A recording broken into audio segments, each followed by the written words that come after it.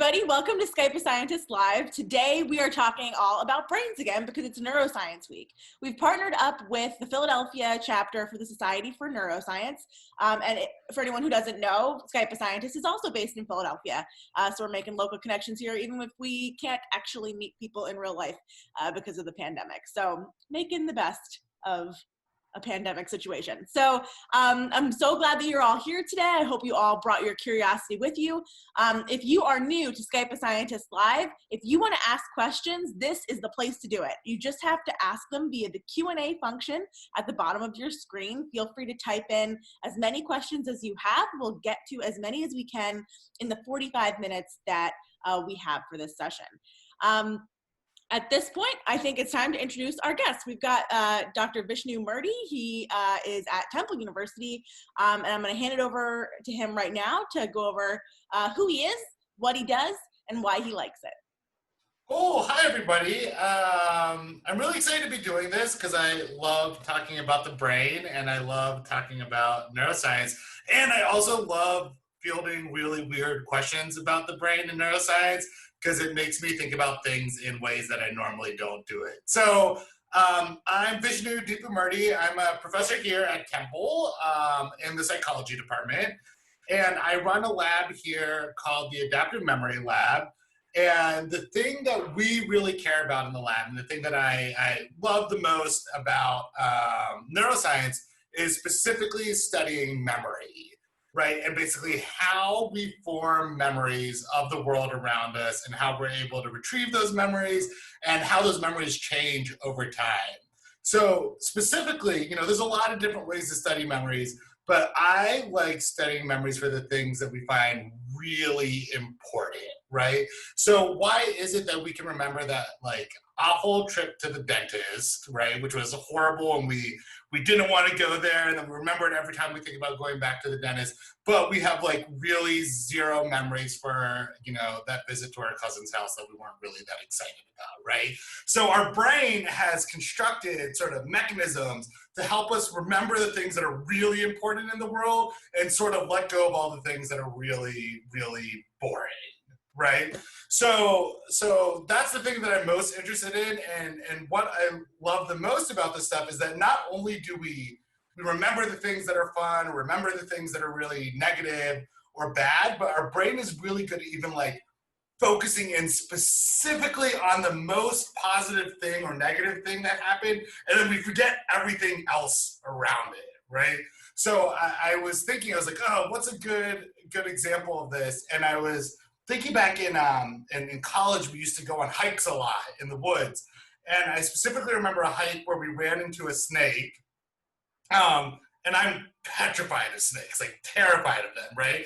And if I close my eyes and think back of it, I can have this really vivid memory for exactly what that snake looked like and where I almost stepped onto it in the path, right? And I was like, oh, maybe my memories are wrong about this. I was like, I'm going to call one of my friends that were on the hike and actually see if this is what happened. And I actually don't remember a single person I was on that hike with, right? So even though I have the most strong memory of seeing that snake, I don't remember anything else from that hike except seeing that snake. So this is the weird, cool thing about our memories, is that they're not maps of what exactly happened in the world in the past, but rather our brain's really good at saying, I'm actually going to pick up the thing that's the most important, and then I'm going to drop everything else, so that way you don't have all these memories of every single thing that happened to you in the world. And so that's what our lab mainly studies. And one other thing that I thought I would mention before we jump into questions and answers, because I'm also really excited about this stuff too, is, sleep does really wacky things to your memory, and especially for these types of emotional memories. So the other thing our lab studies is how these things change over time, and when we get a good night's sleep, how is that changing what information we remember and what information that we forget. So just a couple cool, a few examples of really cool things that our memory does when we're sleeping is that one thing is that, I said I might remember that scary snake, but I don't remember the people that I was with. that is something that happens after a night of sleep, right? So the longer the time passes and when you sleep, your brain will separate out like, oh, let's really keep these important things in our memories, but then let's get rid of all the boring stuff. But not only does that, is that it also can change the type of memories too. So we might have two separate memories, and then once we go to sleep, we'll actually combine them. While we're sleeping, our brain will combine them into one memory, right? So I just moved into a brand new apartment complex this past couple weeks, and I was walking out the apartment and I saw my neighbor with a cute puppy. He was a Labrador puppy that was, I think like 3 months old. And I was like, oh, okay, this must be my downstairs neighbor and this puppy. And then the next day, I saw that neighbor walking with another woman. And I was like, oh, maybe they're friends or something, or, I bet they know each other. And then it wasn't until a night of sleep that I was like, oh my gosh, that must be the puppy's mom, right? Like I figured out, I was like, oh, they all live together and she knows the puppy too. But that day up, I didn't really think about like, oh, she knows the puppy. But then after a night's sleep, I was able to combine those to remember that she was the owner of the puppy. So I use that example because I love puppies and they're exciting to me. But then also after a night's sleep, you sort of get a better memory of everything else. And, I've been giving examples of how this is all like good things that happen. Like we should remember when we find that snake so we don't run into it again, or who owns the cute puppy downstairs so you can go visit. But what our lab also studies a little bit too is, sometimes these things can be too much and they go wrong. Right? So sometimes these things that are really good at first, if you sort of turn up the volume of them and have too many positive memories or too many negative memories, you actually are at risk for different mental illnesses and psychiatric disorders. So our lab also studies that to try to figure out ways we can help people that have these disorders that are related to memories. Okay, was that too much or too little? Or that was beautiful. Right? That was great. I have so many questions already, and our audience does too. So this is awesome. Cool. Okay, so that sounds so cool, and I just feel like so much work that sometimes we talk about on here, like what the scientist actually does, is so like separated from what people think about and like talk about over coffee. Like non-scientists that it's like so different and small, but this is stuff that like you talk to your friend about. You're like, right. I had the weirdest dream. You know what I mean? Like it's super cool. Okay, so let's get into the questions. Our first question, how do you condition your brain to expand what you focus on in order to better retain memories? Cool. So there's a lot of things we can do, right? To basically train our brain in different ways. So one way to do it is, actually just like the more you exercise your brain in the way to do these things, the evidence looks like that can also help us in real life expanding our brain. And that's just for sort of everyday memory. There's also been some really cool stuff like things like meditation practices, things that sort of keep us really calm and cool and level, and if we can just sort of manage our stress and manage our state of emotions, you also end up with these like broader memories of everything else in the world, right? So if emotion's job is to sort of make us narrow in on really specific things, one way you can sort of train your brain to not get so narrow and focused when you have these memories is to actually work on these things that actually help us regulate our emotions or sort of chill out or relax in the space, and you sort of end up with broader memories from there. That's so cool. I never would have predicted that. That's so super, super cool. All right, Dexter, age 8, and Milo, age 9, want to know, have you seen the Disney Pixar movie Inside Out? And if so, how accurate does it deal with memory and emotion? It's so good. It's so good? Okay, great. Dexter and Milo, you guys have awesome taste in movies. And Inside Out is one of my favorite Pixar movies. A, because it's like really fun, but also it's exactly what we study, right? So, it's surprisingly, or maybe not surprisingly, because Pixar is awesome, it's really good. So when they were making Inside Out, the writers of the movie actually consulted with a bunch of memory and emotion psychologists and neuroscientists to make sure that everything in the movie was sort of as close to accurate as you could be while also making a good movie, right? Right. And I'll pick out one part that I thought was so cool in the movie that they nailed down. So I apologize for people that didn't see the movie. This won't have any spoiler alerts.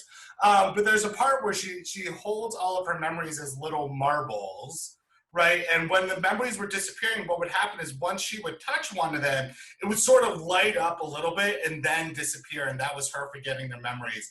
And we know that this might actually be a process that humans use and have in their brain. That say we have a memory that's like, it's a little bit of a shaky memory, right?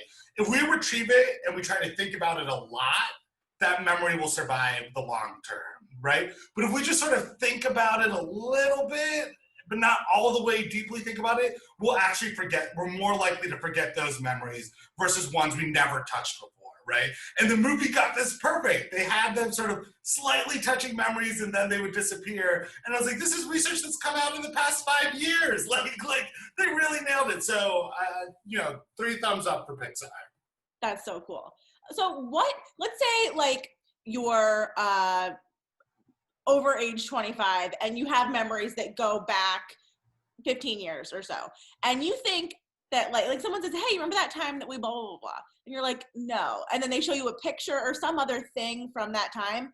And then all of a sudden things that you didn't know that you remembered come like flooding back. Like what is the deal with that? Do you know what I'm talking about? Yeah, okay, so there's sort of like two what's the deal. There's 2 ways to answer what's the deal with it. Okay.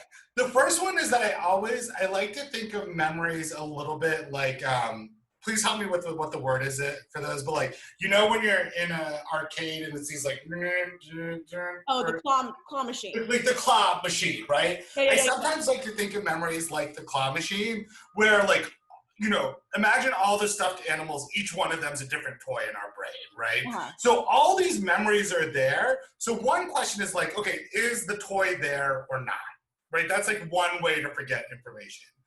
The other way to forget it is that if your brain is the claw that's trying to grab that memory, if it can't find the right hook to get that memory, then there's no way that it can retrieve it, right? So when you think about that, what your friend was like, oh no, remember this picture? Like, and then you're like, oh yes, all of it comes back. I think that's sort of like, okay, I just needed that one hook to open up that memory. And now that I have that hook, I can pull it out and expand it over and over again, right? And like, what happens is our memories are these like these little nodes that are attached to each other, and all the nodes are connected with each other and expand outwards. Right? So you just sort of have to sometimes get into one node, and then once you pull that one node, sort of the whole thing will light up, and that's why you have a better memory. But the big caveat, and they've done some really cool studies about this, is that when we think of those memories of the past and we're like, oh yeah, now I remember it, they can often be completely false memories that you've never had before, and you'll believe really strongly that you've seen it before. Because our brain is really good at making sense out of things that don't make sense. So I'll give a quick example of this. They did these studies where they photoshopped people out of other pictures and then placed them on a hot air balloon. So they'd take a picture of when you're like, 5 or 10 years ago, cut you out of the picture, put it in a hot air balloon, held it up to people, were like, remember this time you went on the hot air balloon? And then all of a sudden they would start sharing pretty rich details about their trip to the hot air balloon, even though it never happened, right? But our brain wants to fill in the blanks. So if you're showing it, like, this is you on that hot air balloon, you're sort of just gonna like scramble and be like, okay, well, I have memories that are close to this. This must be right. Let me just reconstruct it into an event with with information that I already know, and you'll actually believe like it's real, right? So this is the tricky thing about memory, is that in some ways it's like it's too good, right? Like it's too good, and you can make up true ones or you can make up false ones. That's spooky. Yeah, super spooky. So spooky. All right. All right. We got a question from Beck. Do you think there are ways that memory neuroscience can be used to help students learn in school settings? I think that it is really hard, but it's a really good idea. It's sometimes hard because people speak different languages, right? So when I'm thinking about the brain, I'm not really, I don't know anything about teaching in a classroom setting. I'm not a fourth grade teacher to know what's happening in there. And then you have individuals that are, fourth grade teachers that they didn't spend 8 years studying the brain to know how it's working. And I think, Philadelphia and things like Skype a Scientist are actually really good because we just need platforms to help people sort of, connect across each other. And our lab is trying to do this in a couple ways because, we study how liking something or being interested in something helps you learn it better, right? But we're not in the classroom doing this. We're just sort of studying the brain systems that make it that when you're curious about something, you'll learn it better. But then what we can do is be okay, what are all the different behavioral states in the world that activate that brain system, right? So maybe reward does it, but it's pretty silly to think we're going to pay students $1 for every time they get a question right? But that same circuit that's activated by rewards is also activated when people are curious about something, or you give them the ability to make decisions about what they want to learn versus what they don't want to learn. So now we can sort of use the neuroscience to be okay, here's 10 other things we know that enhance memory, and we can talk to people in education, say are any of these realistic? Is this something that we can implement? And I think the time is right now that we're actually starting to do this.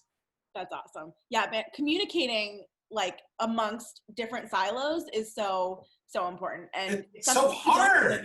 It's really hard, especially when I'll talk to teachers and they will often assume that I know teaching words that I definitely do not know. Right. I think there's this assumption that if you're a scientist, you know a lot about a lot of things.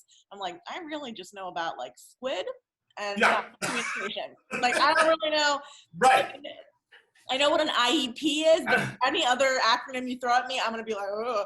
I'm Googling to figure out what's going on. It's really hard. So yeah, that is a challenge. The next question is, what are ways to enhance your time asleep to better help memory consolidation? Oh, okay. So I'm not the master. I'm not a sleep master, but I don't know this with my scientist hat on, but I know this from my sometimes I'm a really bad sleeper at night, so I've done all the research just for personal things.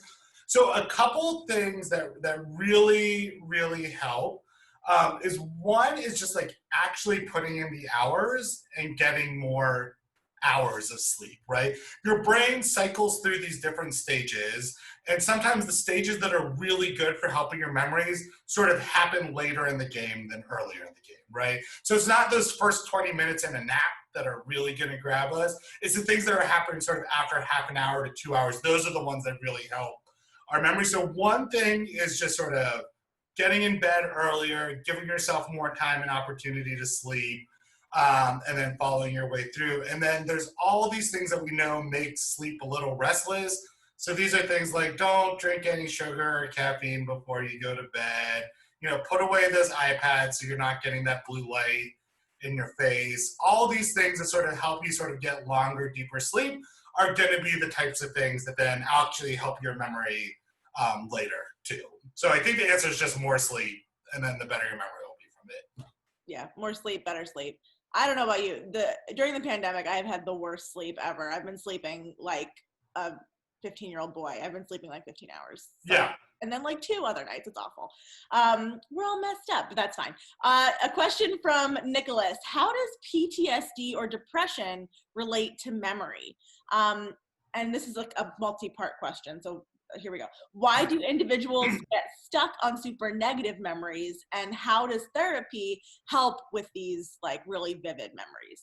Cool. Okay. So I think this is one of the most important questions ever, and is something that our lab is really interested in.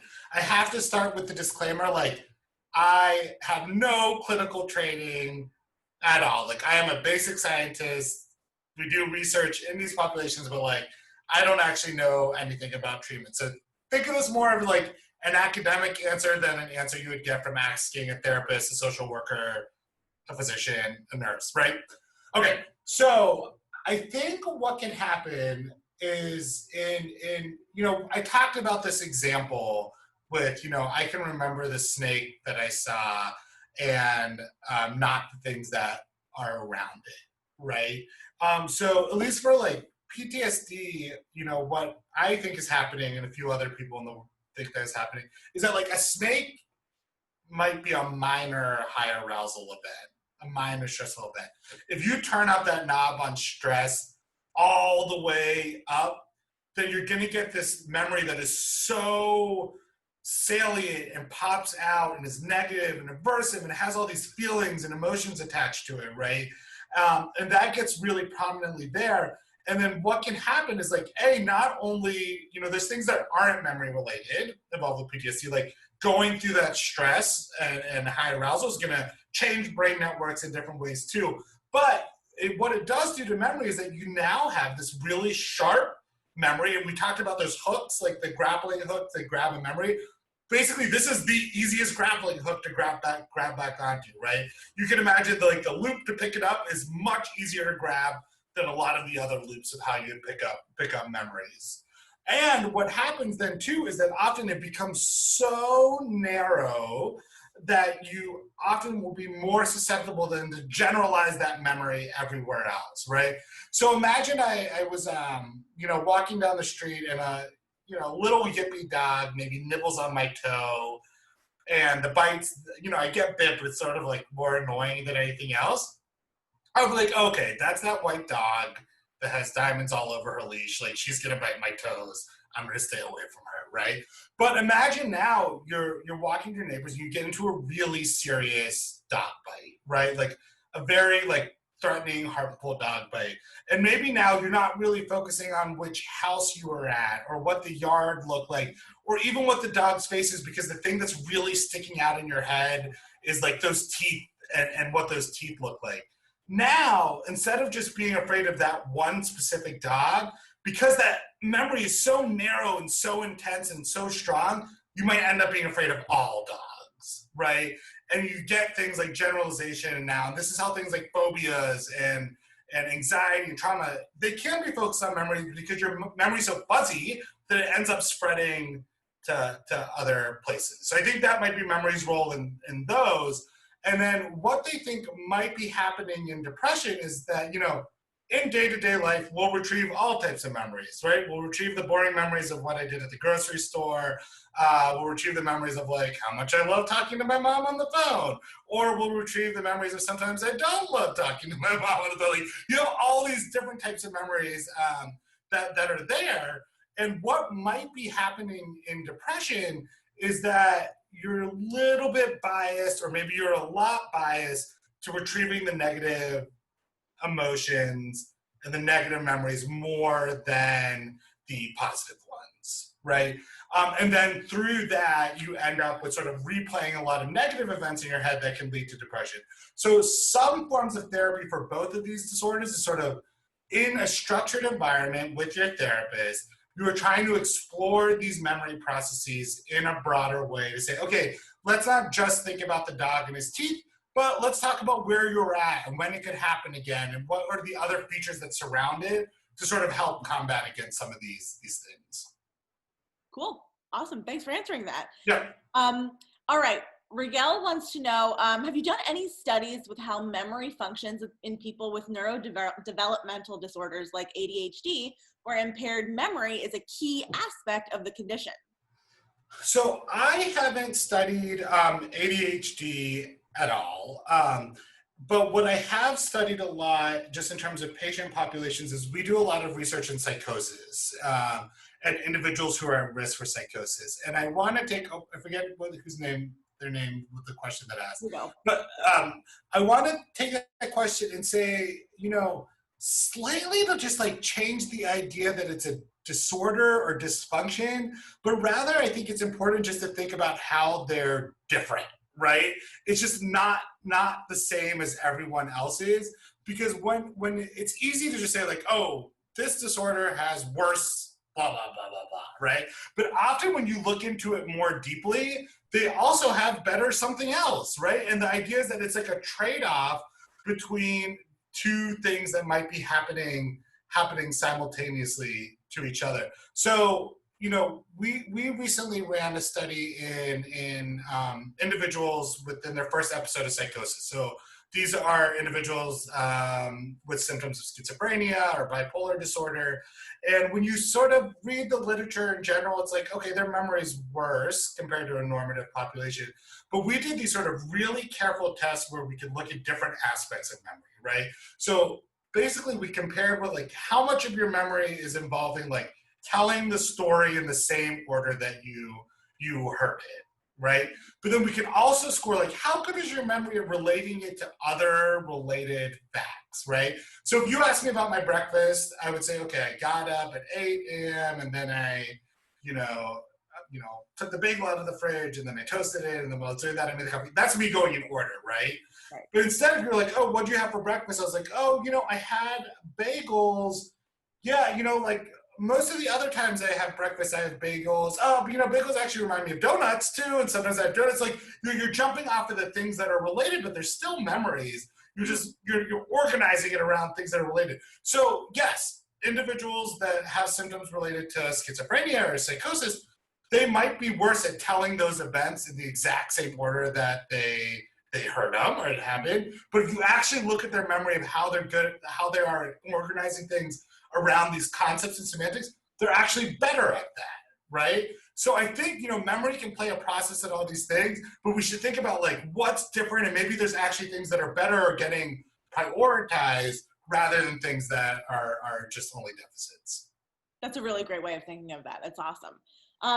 So, okay, we've got our brain and we know that different parts of our brain do different things. Where does memory live? Okay, so there, to think about this, you have to sort of think about memory maybe as 3 different parts. Okay. So say there's like 3 different parts of the lifetime of a memory. So the first part of a memory is that we're learning something new, and when we learn something new, it's really fragile. It's easily forgotten. It's just sort of just coming into your brain, and it's really fresh.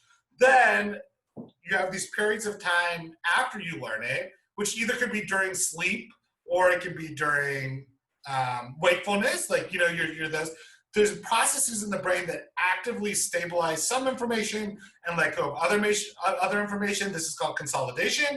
And then you have a third phase, which is retrieval, where you're really just trying to grab that memory and pull it up again, right? So we know that there's a region in the medial temporal lobe. So imagine this is a head with a brain in it. That shouldn't be that hard to imagine. If I turn sideways, sort of on both sides, there's these structures that run on the middle of the brain that sort of, they look like a seahorse and they come around, right? Yeah.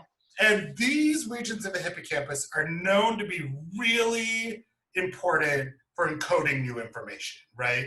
So if you have a lesion of your hippocampus or it was removed for epilepsies or surgical things, you often have a very hard time encoding, learning new information. But what's interesting though, is if you ask them about like, oh, what was your high school prom like, right? They have really good memory for these old events that happen. So not just so this started to give us a hint that, it's not just the hippocampus where all these memories live, but what seems to be happening, and this is a controversial view, this is one that me and 60% of the scientists in the world agree with, maybe another 40% don't, is that what we think is happening is your hippocampus grabs that information when it comes in. That's how you encode it. But then over time, it starts to share that information literally with your entire brain, right? So say you have a memory and it had a lot of visual things to it. Like I'm on the hike and I see the beautiful picture of the lake in front of me. Then my hippocampus is gonna be like, okay, visual cortex, like remember that picture of the lake in your head, but then I'm also really smelling the fresh pine that's around me. It's gonna be like, okay, hippocampus, it wasn't just vision that's happening. Like, let me talk to olfactory cortex and store that memory of what it smelled like. And then you remember sort of the touch of your flannel on your shirt with the wind blowing on it. So then your hippocampus will be like, okay, sensory cortex, like remember that.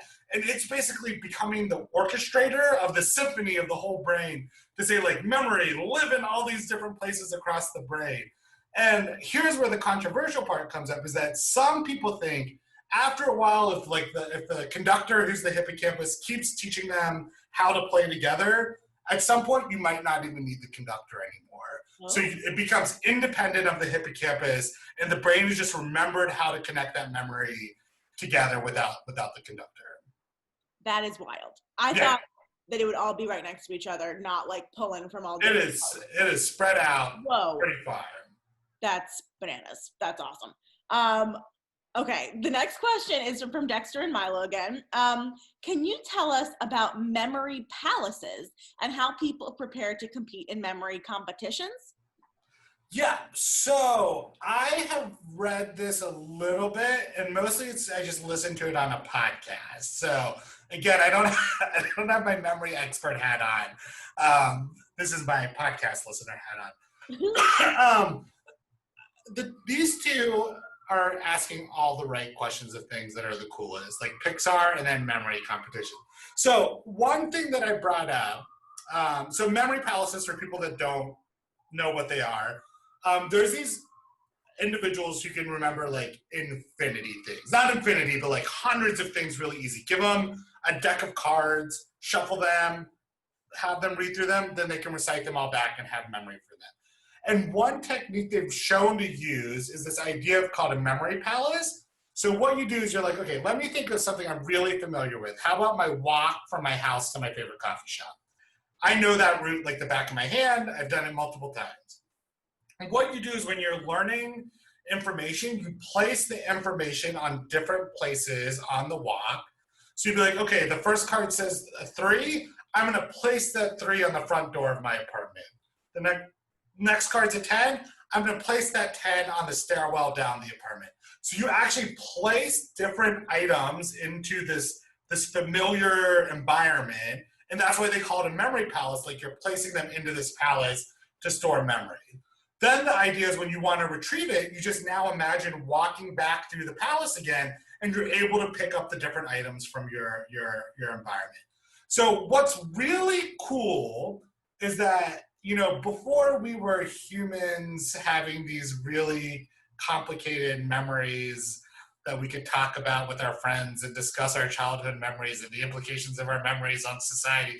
Before all of that, you know, our ancient ancestors were maybe using their memories in much simpler ways. You can think about the same way that maybe a rat is using their memories. And this might be a lot more for just spatial navigation, right? Like the rat needs its memory system a lot to remember like where food is, where it cached that food, and how to get back to it. Or where did I leave my partner? How do I find them again when I need to find my partner? So some people think that these memory systems actually grew out of systems that were meant to do navigation, right? And what's neat is in humans, they still do navigation. So some of the cool idea with memory palaces might be like, okay, we really want to tap into how awesome our memory system's in. Like, let's go really primal with it and say like, this was meant to do space. This was meant to do space and navigation. So let's like go with the flow and turn everything into a space and place type of thing. And then that way we can remember these things better. And I tried once to try the memory palace method and like bombed at it. But I think that was from lack of motivation, not that not anybody can do it. So I think it's worth a try. It's not that hard. Find a YouTube video on it, give it a go. And I think most people should actually end up being able to do it. That's super cool. I know that I can always, like, I go to a place one time and I know how to get there. Really? It's like I got one of those connecty brain bits, but like other things I could never remember to save my life, like people's names after I meet them the first time. So yeah, that I bet that maybe it's like it works for people who have things set up kind of like that. I don't know. Yeah, some people think that we have like natural preferences for space versus items, and that might dictate like, I'm just a space type of person. Right. I think a little bit more it's like what you're exposed to when you're really young. So, you know, if you grew up with a GPS, then you might not be the best navigator in the world. If you grew up without a GPS, then maybe you're going to be a better navigator. Cool. Sounds good. All right. Next question. All right, so can you touch on the different like mechanisms of neuroscience that you're looking at in your lab? Yeah, so we, you know, you brought up earlier, like what's cool and fun about this is that like these are the types of conversations you can have around a coffee table. So my lab exclusively works with humans. Like we are trying to study these things that are like everyday phenomenon in memory in my life. But what we do is we try to use as much as we can about what we know from the basic animal studies to sort of inspire how we think about it. And one thing that's, I don't know why I keep plugging Temple, but I love it here. And I've only been here for 3 years. So I'm still like, Temple's the best. Is that we have a bunch of animal researchers around too, and we can talk all the time to try to find the connection between them. But to study these processes in adults and humans where we want to study these, we mainly try to think of really clever behavioral designs to test that. And then we can add in some of the neuroscience methods by we put people into MRIs while they're learning or retrieving different types of information. So then we can get a sense of what parts of the brain are activated or how are different regions in the brain talking to each other during these different memory processes. We can also do some work while we record people's brain waves while they're sleeping to sort of see like, okay, what stage of sleep are you in? Do we have evidence that you're replaying memories or not? This is something we were just about to get started before the pandemic hit. So we have all the equipment set up, but haven't run anybody on it yet. But then also like, we don't personally do this, but a lot of the very similar research, they'll use drug manipulation. So give people a dopamine drug and see what that does, or give people an antidepressant and see what that does to memory.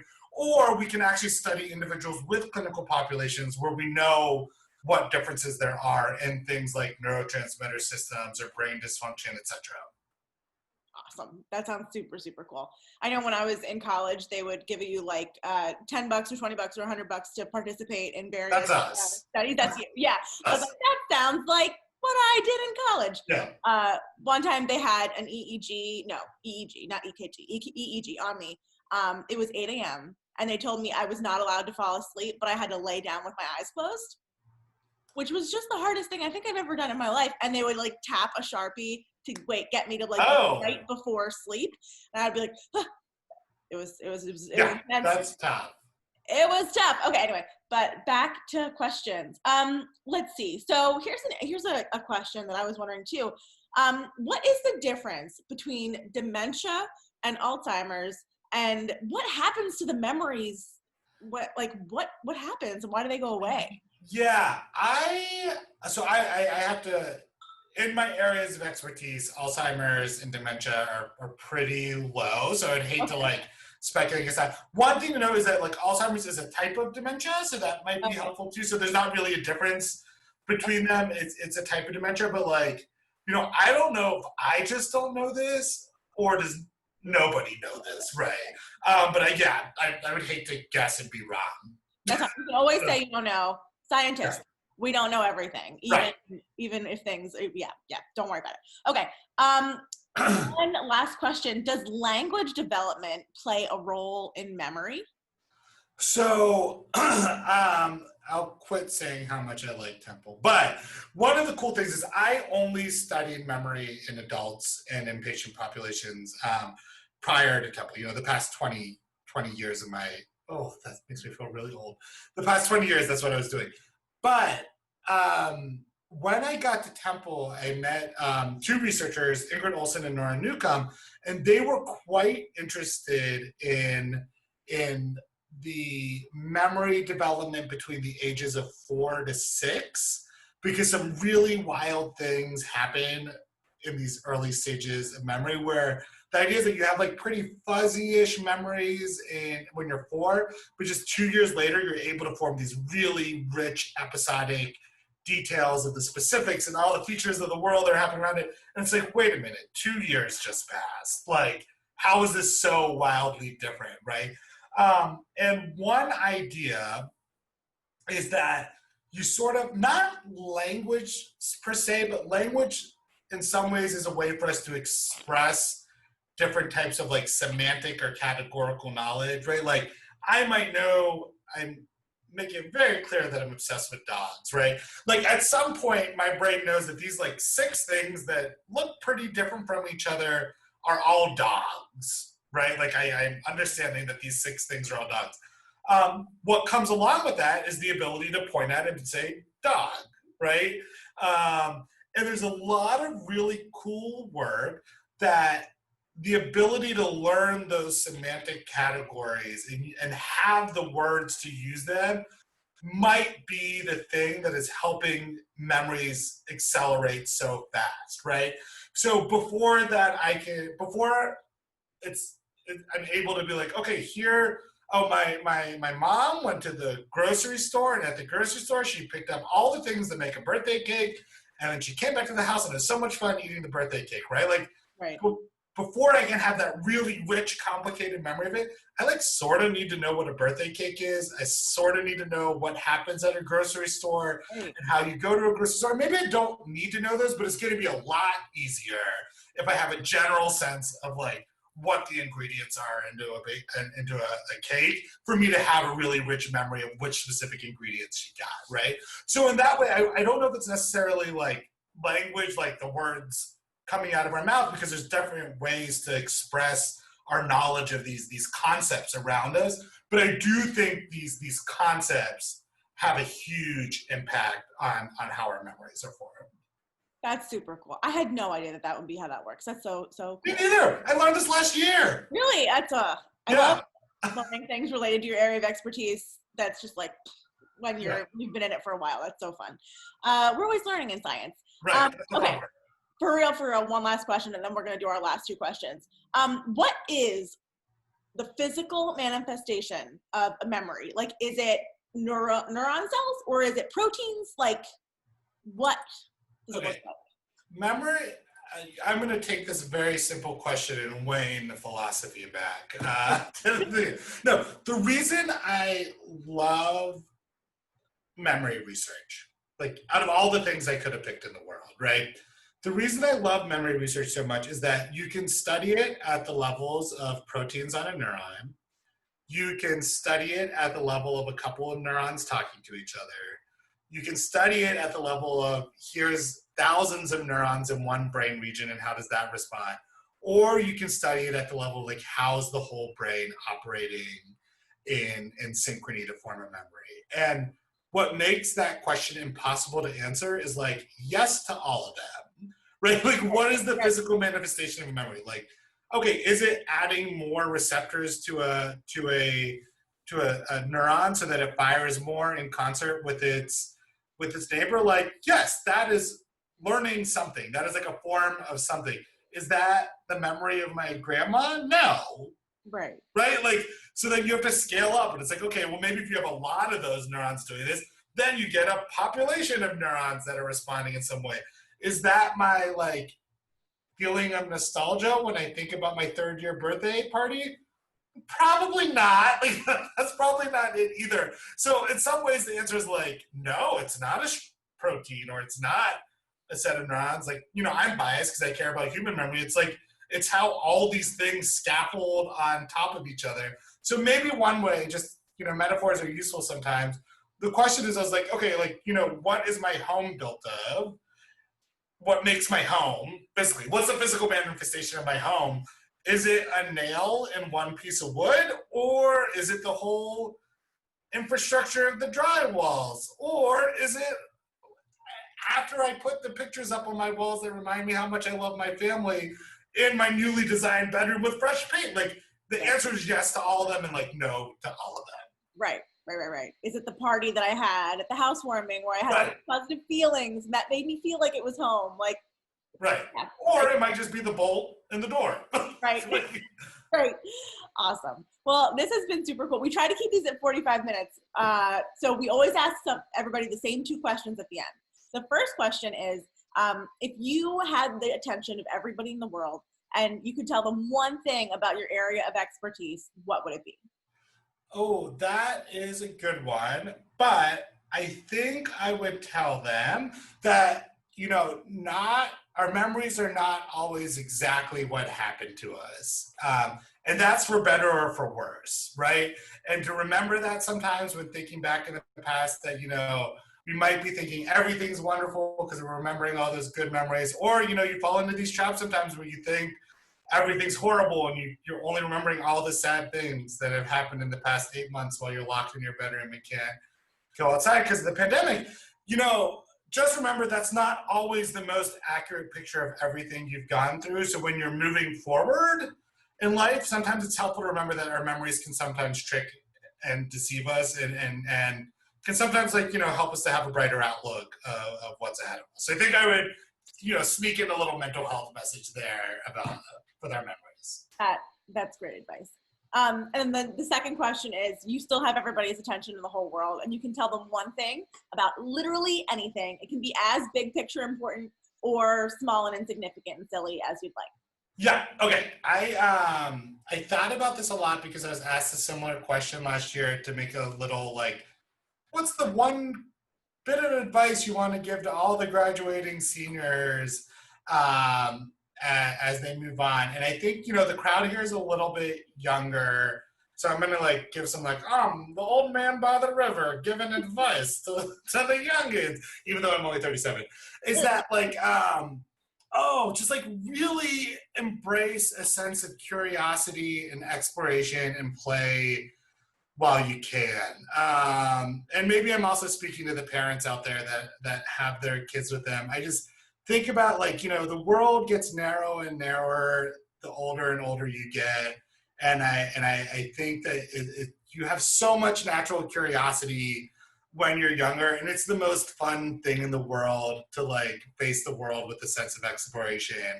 And I don't know if those are the right words to convey this to a 6 and 8 year old. So for them, I'd say have fun while you can, and be curious about things and find ways to explore those things when you're curious. And then I guess to parents, I'm let them do that as much as you can while they can before they have to worry about SATs.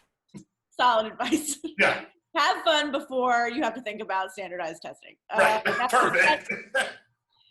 Wonderful. Okay. Well, do you have anything that you'd like to plug? Are there places we can find you on social media or online? So I'm on Twitter at VP Murty.